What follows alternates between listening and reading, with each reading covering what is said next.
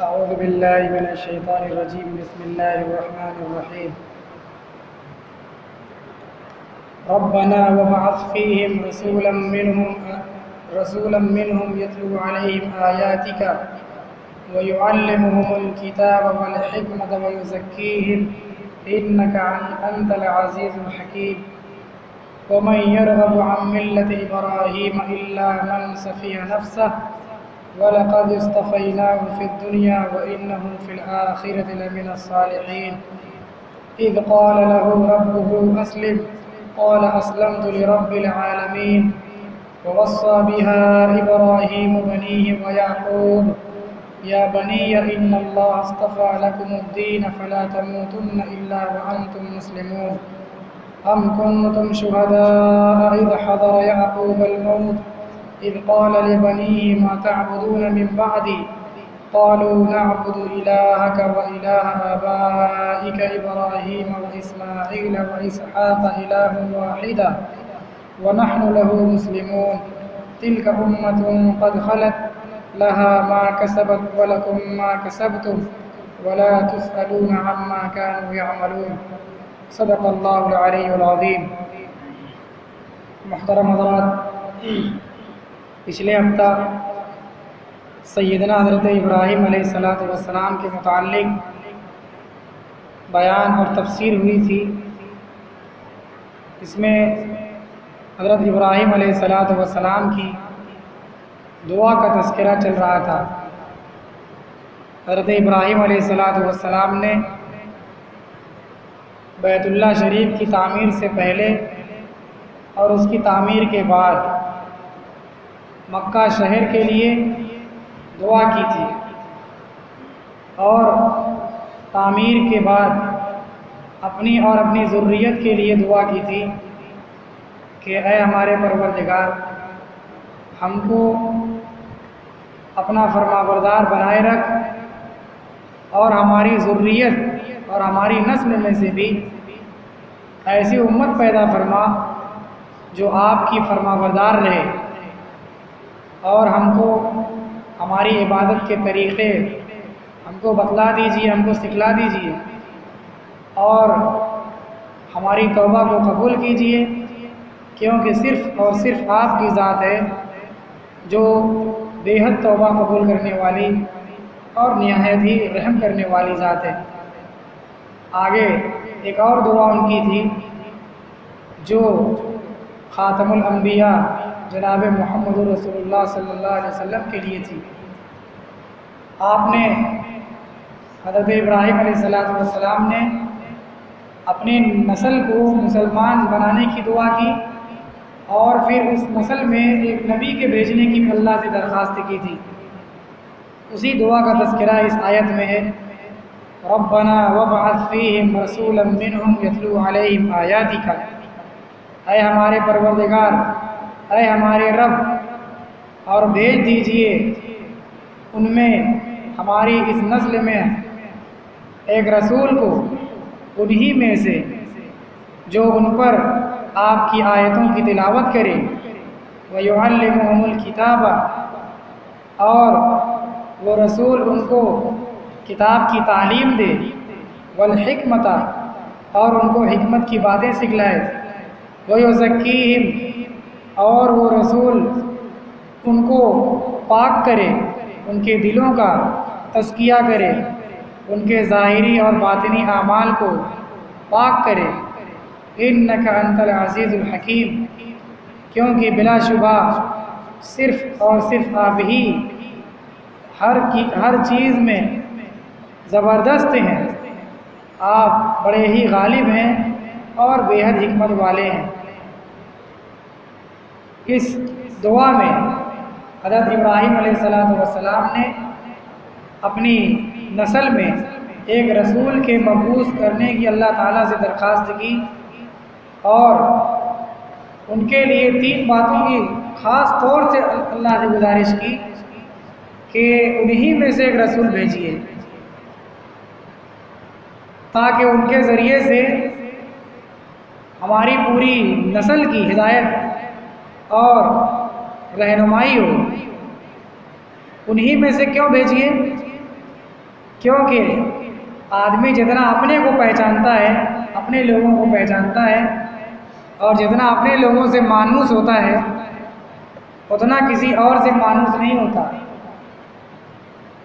ایک بیٹا اپنے باپ کی جتنی مانے گا اور اپنے باپ کی عظمت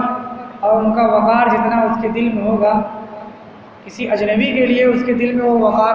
وہ حیثیت نہیں ہوگی۔ تو یہ رسول انہی میں سے ہو تاکہ لوگ ان کے شب و روز، ان کے اخلاق و عادات، ان کے اعمال، ان کی بات، ان کے کردار، ساری چیزیں ان قوم کے سامنے ہو اور قوم ان کو اچھی طریقے سے پہچانے، تب جا کر وہ کوئی حکم دیں گے تو لوگ اس کو قبول کریں گے اور لوگوں پر اس کا گہرا اثر پڑے گا۔ ابھی ہمارے درمیان کوئی اجنبی آدمی آئے اور ان سے فلاں فلاں فلاں حکم سنانے لگے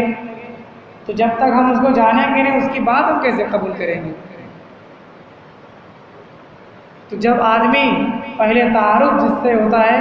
اس کی بات سنتا ہے، اس کی بات کا اثر لیتا ہے، تو یہی فائدہ ہے انہی میں کے رسول بھیجنے کا۔ اللہ تعالیٰ نے جتنے بھی انبیاء کو اس دنیا میں بھیجا، جتنے بھی رسولوں کو انسانوں کی ہدایت کے لیے بھیجا، وہ انہی میں سے اللہ نے ایک آدمی کو رسول بنایا تھا۔ حضرت ابراہیم علیہ السلام سے لے کر حضرت جناب محمد رسول اللہ صلی اللہ علیہ وسلم تک، اور حضرت ابراہیم سے پہلے جتنے بھی انبیاء آئے ہیں، آدم علیہ السلام سے جو سلسلہ شروع ہوا ہے، سب کو اللہ تعالیٰ نے انہی میں سے، انہی کی قوم میں پیدا کیا تھا۔ حضرت موسیٰ علیہ السلام اپنی قوم میں پیدا ہوئے تھے، حضرت عیسیٰ علیہ السلام اپنی قوم میں پیدا ہوئے تھے، حضرت یوسف علیہ السلام، حضرت ابراہیم، حضرت اسماعیل، حضرت یعقوب، حضرت یوسف، حضرت صالح علیہ السلام، حضرت ہود علیہ السلام، جتنے بھی انبیاء قرآن میں جن کا تذکرہ آیا ہے وہ، اور جن کا تذکرہ اجمالاً حدیث میں آیا ہے کہ 1.25 لاکھ کے قریب اللہ تعالیٰ نے نبیوں اور رسولوں کو اس دنیا انسانوں کی ہدایت کے لیے بھیجا، وہ سب اپنی قوم کے ایک فرد تھے۔ وہ کسی دور دراز ملک سے آ کر کہیں اچانک سے نہیں آ گئے تھے، وہ انسان تھے۔ اسی لیے اللہ تعالیٰ نے نبی اکرم صلی اللہ علیہ وسلم کے بارے میں کہا کہ کہیے قل انما انا بشر مثلکم، کہ میں بھی تمہاری ہی طرح کے انسان ہوں، تم ہی میں پلا بڑا ہوں، تمہارے ہی سامنے پوری زندگی ہم نے گزاری ہے، میں کوئی جن جنات یا میں کوئی الگ سے کوئی مخلوق نہیں ہوں، میں بھی تمہاری ہی طرح ایک انسان ہوں، تمہارے ہی درمیان سے نکلا ہوں، بس اللہ نے مجھ پر اپنی وحی نازل کی ہے اور اپنی رسالت اور نبوت کے لیے میرا انتخاب کیا ہے۔ جیسے دنیا کے نظم و ضبط کو قائم رکھنے کے لیے ہم لوگ خود اپنے میں سے ایک سردار، ایک امام، ایک قائد، ایک رہبر اور سیاست کے میدان میں ایک لیڈر کو چنتے ہیں کہ الگ سے لاتے ہیں یا کوئی الگ سے مشین فٹ کرتے ہیں، اس کے لیے اپنے ہی لوگوں میں سے ان کو بناتے ہیں، تو اللہ تعالیٰ نے بھی اپنے ہدایت کے انتظام کو چلانے کے لیے انہی انسانوں میں سے ایک شخص کو، کچھ لوگوں کو رسول اور نبی بنایا تاکہ قوم کے سامنے ان کی پوری زندگی رہے، قوم کے دل میں ذرہ برابر بھی ان کے بارے میں کوئی شک شبہ نہ رہے کہ جیسے ہم انسان ہیں یہ بھی انسان ہیں، یہ جو اعمال کر رہے ہیں، یہ جو باتیں بتا رہے ہیں وہ ہم بھی کر سکتے ہیں، وہ ہمارے لیے بھی قابل عمل ہے، اور ان کی سچائی اور ان کی صداقت، ان کی امانت وہ ہمارے سامنے ہے۔ تو حضرت ابراہیم علیہ السلام نے اللہ سے یہی دعا کی کہ اے ہمارے پروردگار، ہماری اس نسل میں ایک رسول کو بھیجیے جو انہی میں سے ہو، یتلو علیہم، وہ کیا کرے، ان کے کام کو بتایا، جو ان پر آپ کی آیتوں کو، آپ کے احکامات کو، آپ کے میسج کو، آپ کے پیغام کو پڑھ کر سنائے، یتلو علیہم آیاتی کا، جو ان کے سامنے آپ کی آیتوں کو پڑھ کر سنائے۔ آپ نے آپ جو آسمانی کتاب بھیجیں، جو رسول بھیجیں، جو پیغام بھیجیں، وہ لوگوں کے سامنے ڈائریکٹ آپ کا حکم پڑھ کر سنائے، اور کیا کرے؟ وَيُعَلِّمُهُمُ الْكِتَابَ، اور ان کو کتاب کی تعلیم دے، ان کو کتاب سے علم سکھائے، ایسے ہی سنی سنا نہیں بلکہ کتاب سے ڈائریکٹ علم سکھائے، وَالْحِکْمَةَ، اور حکمت کی باتیں سکھائے۔ یہاں حکمت سے مراد صحابہ نے فرمایا، تابعین اور مفسرین نے فرمایا کہ حکمت سے مراد سنت کا علم۔ یہ حکمت جو اردو میں ہم لوگ بولتے ہیں، ہر کام میں حکمت لگانا، عقل لگانا، تدبیر اختیار کرنا، اس کام کو اچھے سے اچھا کرنا، ان سب معنوں میں حکمت کو بولا جاتا ہے۔ کوئی کام اصول کے مطابق اور قاعدے قانون کے مطابق اور جائز حدود کے اندر ہو تو وہ حکمت کے مطابق ہوگا، اس کو بھی حکمت کہتے ہیں۔ تو صحابہ نے فرمایا، مفسرین نے فرمایا کہ یہاں حکمت سے مراد سنت کا علم، اور سنت کا مطلب یعنی شریعت کا علم، کیونکہ انبیاء اکرام کے ذریعے سے اللہ تعالیٰ اپنی شریعت کو لوگوں کو سکھلاتے ہیں، کس عمل میں کیا ثواب ہے اور اس کا کیا عذاب ہے، وہ رسول اور نبی کے علاوہ کوئی نہیں بتا سکتا۔ تو رسول اعمال کی تاثیر بتاتے ہیں کہ کون سے عمل میں کیا تاثیر ہے اور انسان کب گنہگار ہو جاتا ہے اور کس چیز سے وہ پاک ہو جاتا ہے، اور کیا عمل ہے جو اس کو 24 گھنٹے کی زندگی میں کرنے چاہیے۔ یہ ساری چیزیں یہ اللہ تعالیٰ جانتے ہیں اور اس کے رسول جانتے ہیں، کیونکہ پوری دنیا کو پیدا کرنے والے اللہ کی ذات ہے، اور ہم انسانوں کو بھی پیدا کرنے والے اللہ ہی کی ذات ہے۔ تو اللہ ہی تعالیٰ جانتے ہیں کہ یہ اس دنیا میں کیا چیز انسانوں کے نفع کی چیز ہے، کون سی چیز ہے جو ان کو کھانا حلال ہے، اور کون سی چیز میں ان کے لیے فائدہ ہے، کون سی چیز ہے جو ان کے لیے ناجائز اور حرام ہے اور اس میں ان کے لیے نقصان ہے۔ وہ رسول اور نبی کے علاوہ کوئی نہیں بتا سکتا، وہ اللہ کے رسول اللہ سے سن کر اللہ کے بندوں کو بتاتے ہیں۔ یہ دنیا کی کوئی مشین اور دنیا کی پورے ڈاکٹر اور پورا دماغ مل کر کے نہیں بتا سکتا کہ کون سی چیز انسانوں کے لیے فائدہ مند ہے اور کون سی چیز نقصان دہ ہے۔ یہ انبیاء کے ذریعے سے اس دنیا میں آیا ہے۔ انبیاء نے بتایا کہ کیا کھانا حلال ہے، کیا کھانا حرام ہے، کون سے اعمال کرنے ہیں، کون سے عمل نہیں کرنے ہیں، کس میں کتنا ثواب ہے اور کس میں عذاب ہے، کس کام سے اللہ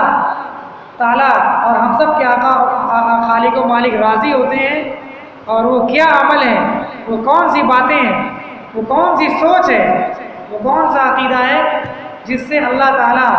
ناراض ہوتے ہیں اور آدمی کے اوپر لعنت برستی ہے اور وہ رحمت سے دور ہو جاتا ہے۔ تو یہ حکمت میں وہ ساری چیزیں ہیں کہ انبیاء کے ذریعے سے یہ ساری چیزیں معلوم ہوئی۔ تو ابراہیم علیہ السلام نے دعا کی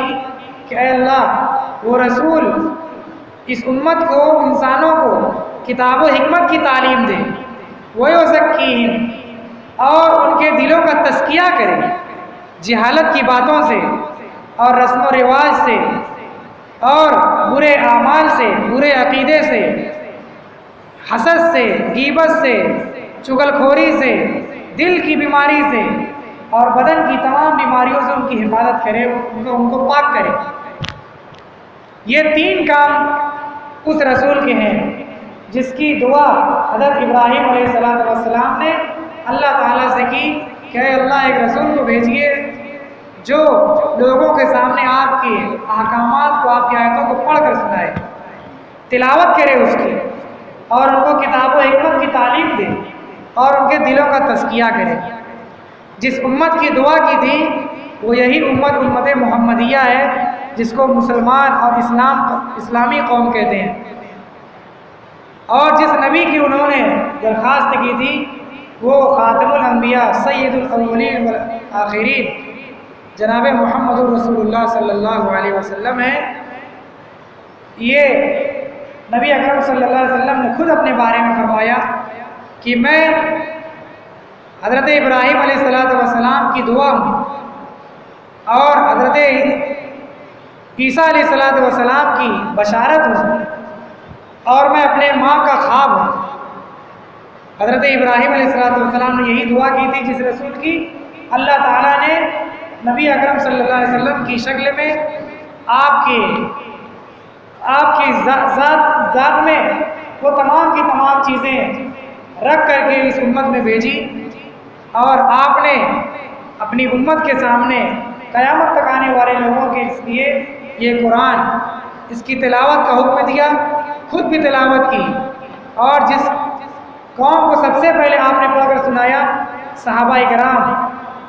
انہوں نے خود اس قرآن کو پڑھا، اس کی تلاوت کی، اتنی زیادہ تلاوت کی کہ آج پوری دنیا مل کر بھی ویسا عمل اور ویسا اپنی عادت نہیں بنا پائیں گے۔ صحابہ کا معمول تھا کہ ان کا عام آدمی کم سے کم 3 دن میں قرآن کریم پورا ختم کر دیتا تھا، اور اگر اس سے آگے کوئی ختم کرتا تو ہفتے بھر میں 7 دنوں میں۔ قرآن کریم میں یہ 7 منزلیں بنی ہوئی ہیں، مختلف صورتوں سے جو مل کر کے ایک منزل، 2 منزل، 3 منزل، پوری 7 منزل میں اس قرآن کریم کو تقسیم کیا گیا ہے۔ یعنی صحابہ کا معمول تھا، صحابہ کرام کی اور بزرگان دین کی عادت تھی کہ وہ ایک منزل روزانہ ختم کرتے تھے،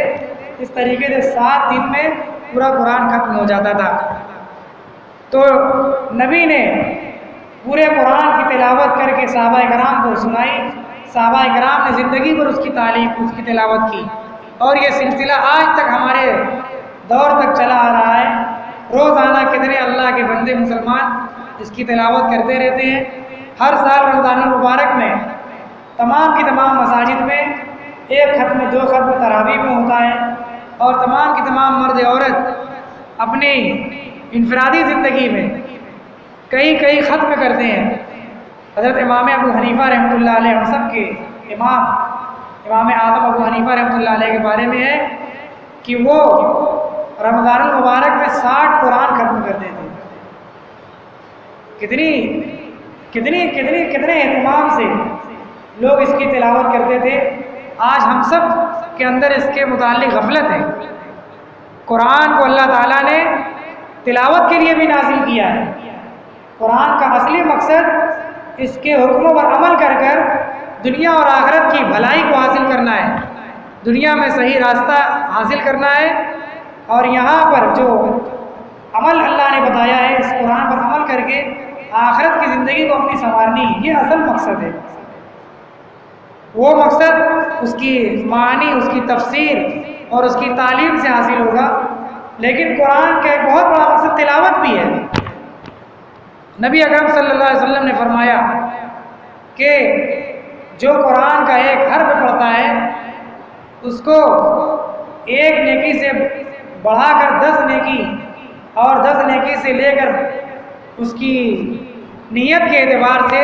70 اور 700 گنا تک اس کا ثواب دیا جاتا ہے۔ اور اللہ کے رسول نے فرمایا، میں یہ نہیں کہتا کہ الف لام میم 1 حرف ہے، بلکہ الف لام میم میں 3 حرف ہے۔ الف اور لام اور میم، اس طریقے سے صرف الف لام میم کہنے سے کم 30 نیکی ملتی ہے، 1 حرف پر 10 نیکی۔ اگر ہمارے اندر جتنا اخلاص ہوگا اللہ تعالیٰ اتنے ہی اس کو بڑھاتے چلے جائیں گے۔ ان اللہ یرزق من یشاء بغیر حساب، اللہ تعالیٰ اپنے حساب دیتے ہیں۔ تو اس کے ایک حرف پر 10 نیکی سے شروعات ہوتی ہے، اور اللہ تعالیٰ بے شمار عطا کرتے ہیں۔ تو یہ مقصد ہے، بے سمجھے بھی قرآن پڑھنے میں ثواب ہے، اور وہ بھی عبادت ہے، اور سمجھ کر پڑھنا تو نور علی نور ہے، جو قرآن کا اصلی مقصد ہے۔ آج عمومی طور پر ہم مسلمانوں کے درمیان قرآن کریم صرف تلاوت کی حد تک محدود ہو گیا ہے۔ یہ پورے معاشرے، پورے محلے کے اعتبار سے اگر ہم سوچیں تو کتنے گھروں میں اس کی تفسیر ہوتی ہے، یا کتنے گھروں میں ایسے لوگ ہیں جو اس کا ترجمہ سمجھ سکتے ہیں، اس کی تفسیر پڑھ سکتے ہیں، اس کی عربی جان سکتے ہیں، پورے محلے میں بہت گنتی کے ہیں جن کو ہم لوگ مولانا اور یا عالم صاحب کہتے ہیں، لیکن عمومی طور پر سب سارے لوگ ہیں جو صرف تلاوت کرنا جانتے ہیں، اس میں بھی صحیح تلاوت کتنے لوگ کرتے ہیں، یہ ایک بہت بڑا مسئلہ ہے۔ صحیح تلاوت، دیکھیے تلاوت کا جو لفظ ہے اس کا مطلب ہوتا ہے پیچھے پیچھے چلنا، اتباع کرنا، یعنی اللہ تعالیٰ نے جیسے اپنی آیت جبرائیل علیہ السلام کے ذریعے سے جناب محمد رسول اللہ صلی اللہ علیہ وسلم پر نازل کی ہے، اور آپ صلی اللہ علیہ وسلم نے جیسے پڑھ کر صحابہ کو سنایا ہے، اور صحابہ نے جیسے پڑھ کر اپنے بعد والے لوگوں کو سنایا، جیسے سلسلہ چلا آ رہا ہے، اسی طریقے سے پڑھنے کا نام تلاوت ہے کہ جیسے اللہ نے پڑھا ہے ویسے پڑھنا ہے، جیسے صحابہ اکرام نے پڑھا ہے ویسے پڑھنا ہے، جس جہاں پر رکنا ہے، جہاں پر صحابہ اکرام رکے وہاں پر رکنا ہے، جیسے انہوں نے ہجے کیا ہم کو ویسے ہجے کرنا ہے، جس لفظ کو جس انداز سے انہوں نے ان لوگوں نے ادا کیا ہے اس طریقے سے پڑھنے کا نام تلاوت ہے۔ اس کے معنی ہی میں مقصد چھپا ہوا ہے کہ جیسے اللہ اور اس کے رسول نے بتایا ویسے پڑھنا ہے، لیکن کتنے افسوس کی بات ہے، پتہ نہیں کس زمانے سے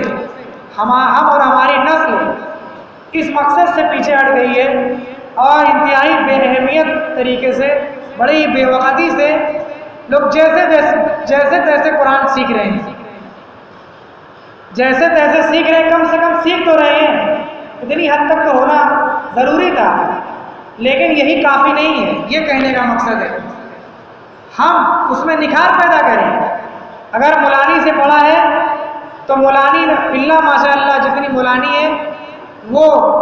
ان میں بہت کم مولانی ہوں گی جو بالکل صحیح طریقے سے قرآن پڑھتی ہوں گی اور پڑھاتی ہوں گی، ورنہ عمومی طور پر وہی گھسا پٹا طریقہ، بس کسی طریقے سے پارا ختم ہو جائے۔ ہم لوگ مدرسے میں پڑھاتے ہیں، لوگ اپنے بچوں کو لاتے ہیں اور پڑھانے میں محنت لگتی ہے، جب تک صحیح طریقے سے بچہ پڑھے گا نہیں اس کا سبق آگے نہیں بڑھے گا، لیکن لوگ کیا کہتے ہیں، ارے مولانا صاحب کسی طریقے سے اس کو ختم کرا دیجئے۔ 5 سال کا لڑکا ہے، 10 سال کا لڑکا ہے، کہتے ہیں کسی طریقے سے ختم کرا دیجئے، یہ دماغ میں بھرا ہوا کسی طرح سے ختم کرا دیجئے۔ اگر 1 سال میں وہ ختم کر لے گا تو کون سا پہاڑ یا کون سا بہت بڑی جنگ جیت لے گا۔ صحیح پڑھائیے، بھلے وہ پوری زندگی بھر اس کو پڑھتا رہے۔ ایک آیت اگر ہم نے صحیح پڑھی تو ہماری نماز اسی ایک آیت سے صحیح ہوگی، اور اگر ہم نے 10 آیتیں سیکھی اور اس میں سے ایک بھی آیت ہماری صحیح نہیں تھی تو زندگی بھر کی نماز ہماری صحیح نہیں ہوگی۔ یہ اچھی طریقے سے ہم لوگوں کو سمجھ لینا چاہیے، یہ مذاق نہیں ہے، یہ دین کے ساتھ کھلواڑ ہے کہ آیت کو صحیح ڈھنگ سے نہ پڑھنے کی فکر کرنا اور صحیح پڑھانے والے کے حوالے اپنی اولاد کو نہ کرنا اور اس میں جلد بازی سے کام لینا اور جیسے تیسے ہو بس کسی طریقے سے ختم کرا کر قرآن شریف کو لپیٹ کر رکھوا دیا جائے اور لڑکے اس کو پڑھ رہے ہیں کہ نہیں پڑھ رہے ہیں، یہ قرآن کے حق کے ساتھ بہت بڑا مذاق ہے۔ یہ قرآن کے حق کو ہم لوگ مار رہے ہیں، اللہ معاف کرے۔ تو یہ قرآن کی تلاوت اسی طریقے سے کی جائے گی جیسے اللہ اور اس کے رسول نے بتائی ہے، جیسے علماء کرام پڑھتے ہیں، جیسے قاری حضرات پڑھتے ہیں، جس سے نماز درست ہوتی ہے، ایسے اپنے نسلوں کو پڑھائیے قرآن اور خود بھی سیکھیے۔ قرآن میں جو عربی کے حروف ہیں 30 یا 29 حروف ہیں، ان میں بھی کچھ حروف ہیں جو ہر آدمی صحیح بولے گا، چند حروف ہیں 29 میں سے یا 30 میں سے آدھے ہی حروف ہیں، 15 یا 12 حروف ہیں جن کو سیکھنا ہوتا ہے، جن پر تھوڑی سی محنت کرنی پڑتی ہے، پہاڑ توڑنا نہیں ہوتا ہے۔ ایسا نہیں کہ آپ سیکھیں گے بچپن میں تو آپ جوان ہو جائیں گے آپ کو نہیں آئے گا، یا آپ جوانی میں سیکھیں گے تو بوڑھے ہو جائیں گے اور آپ کی زبان پر نہیں آئے گا، یا آپ بوڑھے ہیں تو سیکھنے میں آپ کی موت آ جائے گی۔ ایسا بالکل نہیں ہے۔ بالکل وہ بچے جو ابھی اپنے ابا اماں کا نام ڈھنگ سے نہیں لے پاتے ہیں، جو ڈھنگ سے پانی اور کھانا بھی نہیں کھا سکتے ہیں، وہ بچے ایک ہفتہ میں وہ حرف صحیح کر لیتے ہیں، تو ہم اور آپ جو ساری چیزوں کو صحیح کرتے ہیں، صحیح سے کپڑا پہنتے ہیں، صحیح سے سوتے ہیں، صحیح سے جاگتے ہیں، صحیح سے کھانا پانی کا انتظام کرتے ہیں، صحیح سے اپنی دنیا کے سارے امور انجام دیتے ہیں، لیکن ہم قرآن کے الفاظ کو صحیح نہیں کر رہے ہیں، یہ ہماری غفلت ہے۔ ہم اس فکر میں رہیں گے کوئی ہمیں پڑھانے آئے تو کبھی ایسا نہیں ہو پائے گا۔ اگر ہم یہ سوچے رہے کہ ہم آج کچھ نہیں کریں گے، کھانا ہمارے منہ میں ڈائریکٹ آئے تو بھوکے مر جائیں گے، اور ایک چاول کا دانہ بھی اپنی جگہ سے نہیں ہل پائے گا۔ تو یہ قرآن کا الفاظ ہمارا کیسے بیٹھے بیٹھے صحیح ہو جائے گا؟ ہماری تلاوت کیسے صحیح ہو جائے گی؟ اس کے لیے محلے کے امام سے ملیے، محلے کے مدرسے سے جڑیے، وقت نکالیے، ایسے جگہوں کو اختیار کیجیے جہاں قرآن کو صحیح کیا جاتا ہے۔ مسجد کا ایسا نظام ہم لوگوں کو بنانا چاہیے۔ اپنے گھر پریوار میں ہر چیز کی میٹنگ اور مشورہ ہوتا ہے، قرآن کا بھی حلقہ لگنا چاہیے۔ ایک آیت دو آیت کرتے کرتے پورے پریوار کا قرآن صحیح ہو جائے گا۔ دیکھیے ابھی لاک ڈاؤن لگا تھا، لاک ڈاؤن سے اب تک تعلیم کا جو حال ہے، جتنی بری حالت سے یہ مسلمان قوم ہم لوگ گزر رہے ہیں، بس اللہ معاف کرے۔ مدرسہ بند تو ہماری پوری تعلیم ہی بند ہو گئی ہے۔ اگر خدا نخواستہ مسجد بند ہو جائے تو گویا کہ ہماری نماز قرآن بھی بند ہو جائے گا، ایسا ڈر لگ رہا ہے۔ اب پورے محلے والے کوئی انتظام نہیں ہو رہا مسجد میں مکتب چالو کرنے کا یا نماز کے بعد حلقہ لگانے کا، کوئی اس کے لیے آ کر بات نہیں کر رہا ہے۔ ایک اکیلا آدمی کتنا کام کرے گا؟ اگر مدرسے والے صبح سے لے کر دوپہر تک پڑھاتے ہیں تو ان کے اندر کتنی انرجی ہے کہ وہ ایکسٹرا ٹائم دے پائیں گے۔ اس کے لیے ہمیں انتظام کرنا چاہیے، ایسا وقت نکالنا چاہیے، ایسی ترتیب بنانی چاہیے کہ مختلف طریقے سے ہم خود بھی سیکھیں اور اپنے بچوں کو بیٹھائے جاہل نہ بنائیں۔ جو بچے قرآن پڑھ رہے تھے ان کا چھوٹا ہوا ہے، جو بچے شروع نہیں کیے تھے وہ ابھی شروع نہیں کر پا رہے ہیں، جن کا ختم ہونے والا تھا ان کا بھولنے کے خطرے میں ہے۔ یہ تمام پریشانیاں ہیں، اور جو بیچارے پڑھ ہی نہیں رہے تھے، نہ مدرسے میں، نہ مولانی کے یہاں، نہ کسی ادارے میں، نہ کسی مسجد میں، نہ مکتب میں، بس ان کا تو جو حال ہے، یہ پوری قومی نقصان ہے اور پوری قومی ذمہ داری ہے اور پوری قومی غفلت میں ہم سب مبتلا ہیں۔ ہمیں اس کا انتظام کرنا چاہیے۔ یہ تلاوت آیات، قرآن کی تلاوت، یہ سب سے بڑا زندگی کا مقصد ہم لوگوں کا ہونا چاہیے۔ نبیوں کا سب سے پہلا کام تھا کہ اللہ کی آیتوں کو، قرآن کی جو آسمانی کتابیں ہوتی تھیں، لوگوں کو پڑھ کر سناتے تھے اور لوگوں سے پڑھواتے تھے۔ قرآن میں اللہ نے صاف صاف حکم دیا ہے، اتل ما اوحی الیک من الکتاب، اے پیغمبر دو جہاں، جو کتاب آپ کی طرف نازل کی جا رہی ہے، جو کتاب آپ کو دی گئی ہے، اس کو لوگوں کے سامنے پڑھیے، اس کو پڑھ کر سنائیے، کیونکہ اسی میں ان کی خیر خائی ہے، اسی میں ان کی بھلائی ہے۔ وہ پڑھیں گے تو پڑھنے میں ان کو ثواب، خود ان کو ثواب ملے گا۔ وہ پڑھیں گے دنیا میں اور آخرت میں ان کا ثواب جمع ہوتا رہے گا۔ وہ پڑھیں گے، ان کی تلاوت سے دلوں کا میل کچیل گناہ پاک ہوتا رہے گا، دلوں کے اندر نورانیت پیدا ہوگی، دلوں کے اندر حق بات کو قبول کرنے کی صلاحیت پیدا ہوگی۔ اچھی بات جب کوئی سنتا ہے تو مزاج اچھا بنتا ہے، اور بری بات جو سنتا ہے اس کا مزاج بھی برا بنتا ہے۔ صحت مند چیزیں کھائیں گے تو ہماری صحت بنے گی، اور صحت کو ختم کرنے والی چیز اگر ہم کھائیں گے تو ہماری صحت ڈاؤن ہوگی، زندگی خطرے میں پڑے گی۔ تو یہ اللہ تعالیٰ جو تمام کی تمام رحمتوں کے خزانہ ہے، اور آپ کی جو کتاب ہے، جو قرآن، جو آسمانی کتابیں ہیں، یہ اینٹی وائرس ہیں، یہ شیطان کے خلاف سب سے بڑا ہتھیار ہے۔ شیطان کی سے کوئی بھی طاقت بچانے والی نہیں ہے، قرآن اور رسول کے علاوہ، دین کے علاوہ، اللہ تعالیٰ کے علاوہ۔ یہ غیر محسوس طریقے پر اور انچاہے طریقے پر ہم سب شیطان کے لقمہ بنتے ہیں۔ شیطان ہم سے کھلواڑ کرتا رہتا ہے، کبھی ہمارے دلوں میں کبھی ہمارے ذہن میں، کبھی ہمارے اعمال میں شیطان ملوث رہتا ہے۔ اور جب ہم تلاوت کرتے ہیں، نماز میں چاہے تلاوت کریں، چاہے قرآن کو ہاتھ میں لے کر بیٹھ کر تلاوت کریں، چاہے بغیر دیکھے تلاوت کریں، تو اس کے ذریعے سے اللہ تعالیٰ کی رحمت ہمارے اوپر اترتی ہے۔ اللہ کی رحمت کے فرشتے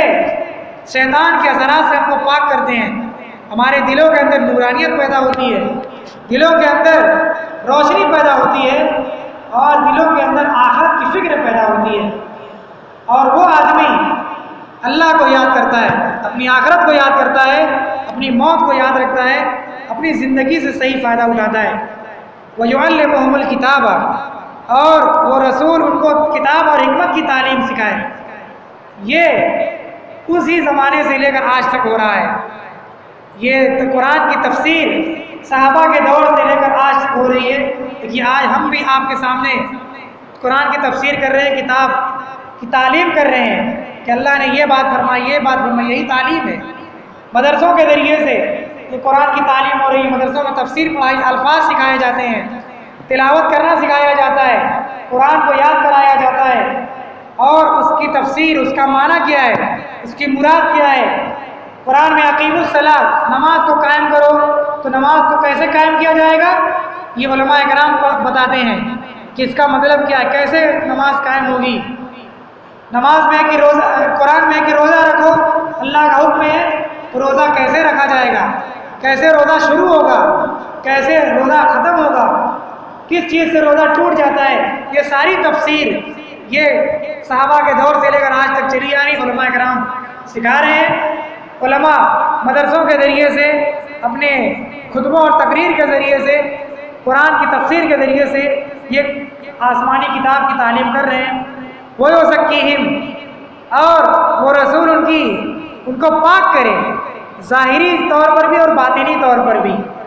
یہ ہم انسانوں کا دل یہ مختلف وقتوں میں ناپاک ہو جاتا ہے۔ ہمارے دلوں میں اپنے مسلمان بھائی کے خلاف بغض، کینہ، حسد، جلن پیدا ہو گیا، تو یہ ہمارے دل کی گندگی اور میل کچیل ہے۔ اللہ تعالیٰ نے تمام انسانوں کو پاک پیدا فرمایا ہے، معصوم پیدا کیا ہے، تو اللہ تعالیٰ چاہتے ہیں کہ جب یہ ہمارے پاس لوٹ کر آئے تب بھی اس کا دل پاک رہے۔ اور یہ دلوں کی پاکی یہ دنیا کی کسی دوا سے نہیں ہو سکتی، دنیا کی کسی تدبیر سے نہیں ہو سکتی۔ کوئی دنیا میں ایسا ماحول نہیں ہے جو انسان کے دل کو پاک کر سکے۔ اپنے جسم کو پاک کرنے کے لیے دنیا میں بہت جگہ ہیں، پورا 7 سمندر ہے، اور پوری کی پوری ترقی ہے، اور ایک سے ایک صفائی ستھرائی کی آلات اور چیزیں ہیں جس سے انسان اپنا بدن تو بہت سنوار سکتا ہے، اپنا چہرہ، اپنا حلیہ، اپنا بدن بالکل نمایاں سے نمایاں اور پاک سے پاک کر سکتا ہے، لیکن دل کو پاک کرنے کے لیے کوئی چیز نہیں ہے قرآن کے علاوہ، رسول کے علاوہ، اور شریعت اور اسلام اور اللہ کے علاوہ۔